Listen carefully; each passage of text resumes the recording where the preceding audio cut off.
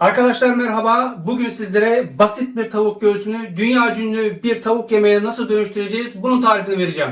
Tarifimizin adı İtalyanların dünya ünlü yemeği Chicken Franchise. Adını sosundan alan yemeğimiz çok lezzetli ve çok yumuşak oluyor ve inanılmaz derecede sulu sulu oluyor. Bir tavuk göğsü yediğinizi asla düşünmeyeceksiniz yerken. 4 tane tavuk göğsü kullandım. 3 tanesini açtım ve dövdüm. Karabiber ve tuzla tatlandırdım. Bir tanesinin nasıl yapıldığını göstereceğim şimdi size. Evet, alıyorum tavuk göğsümü, tahtama koyuyorum. Evet arkadaşlar, tavuk göğsümüzü şu kısmından bu şekilde bıçakla giriyoruz. Şöyle bir kesik atıyorum. Biraz daha açmak istiyorum burayı. Evet, biraz daha açtıktan sonra burası açılmış bir kelebek kanadı gibi olacak. Bu şekilde açıyorum. Şimdi döveceğiz. Tavuğumu açtıktan sonra üzerine streç film koyuyorum. Bu şekilde. Şimdi etimi 3-4 vuruşla dövüyorum.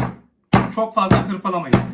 Bu kadar açıyoruz. Eğer et döveceğiniz yoksa bu tür bir bıçak olur. Bıçakla bu şekilde vurarak açabilirsiniz veya kalın dipli bir tava veya tencere kullanabilirsiniz. Tavuğumu tabağıma alıyorum. Üzerine bir miktar tuz ve bir miktar karabiber atıyorum.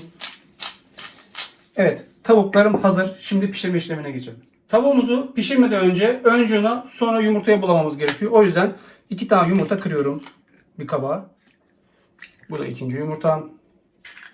Şimdi yumurtama da bir miktar tuz ve bir miktar karabiber atıyorum.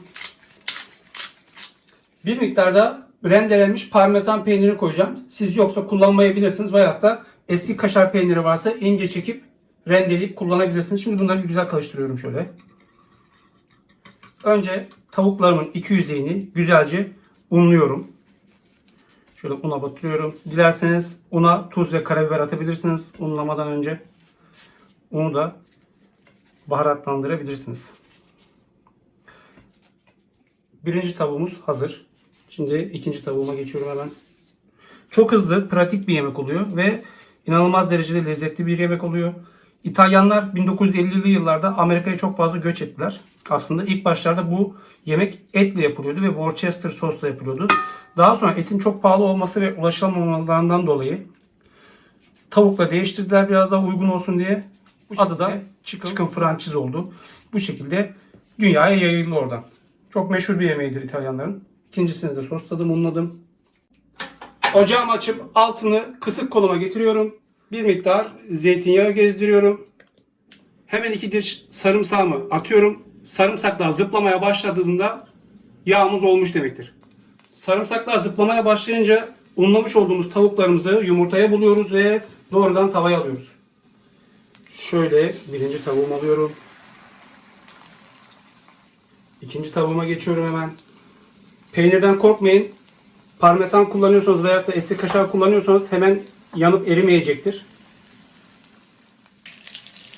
Evet, tavukların bir miktar piştikten sonra içine sarı bir görünüm versin diye tereyağı ekliyorum bir tane ve sarımsaklarımı içinden alıyorum. Evet, tavuklarımı çeviriyorum. Kısık ateşte pişiriyoruz. Çok güzel kokuyor. Nefis kokuyor. Mükemmel bir yemek oluyor piştiğinde.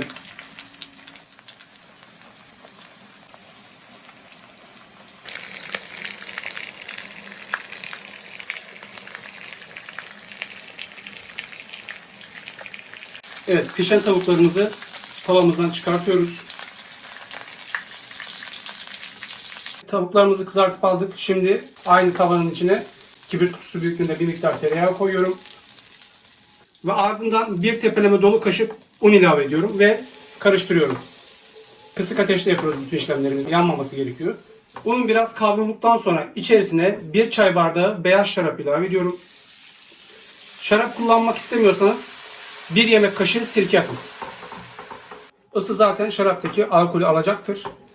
Dediğim gibi kullanmak istemiyorsanız şarap bir çay kaşığı sirke atıyorsunuz. Aynı tadı vermese de yakınını verecektir sizlere. Bu kabağımı yakaladıktan sonra 2 su bardağı tavuk suyu ekliyoruz sosumuza. Evet, sosumuz kaynamaya başladı. Bir miktar koyulaşınca tavuklarımızı içine atacağız ve 10 dakika daha pişireceğiz.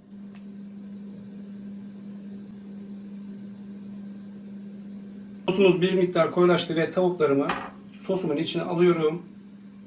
Pişirmeye sosumun içinde devam ediyorum.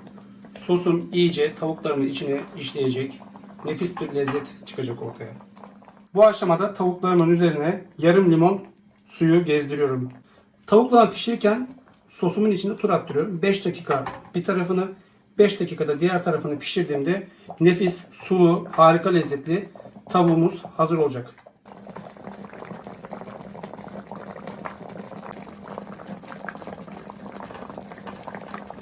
Evet, enfes sosuyla yemeğiniz pişti. Şimdi servis yapalım.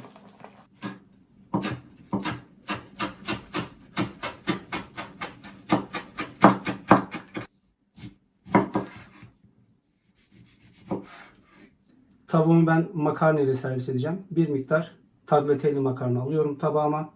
Arzu ettiğiniz makarnayı kullanabilirsiniz. Hiç sıkıntı yok.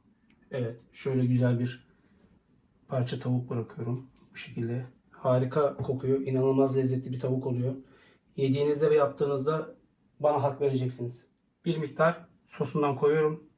Üzerine biz aslında genelde hep standart aynı tavuk yemeklerini pişirdiğimiz için böyle çok nefis tavuk tarifleri var aslında. Bunlardan bir haberiz. Ben de elimden geldiği kadar farklı tarifleri size sunmaya çalışıyorum.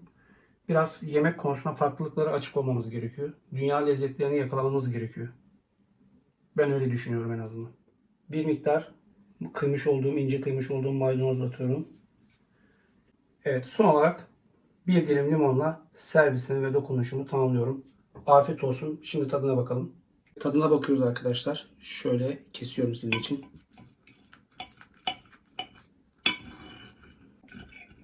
Şimdi şöyle çevirdim. Size içini göstereyim.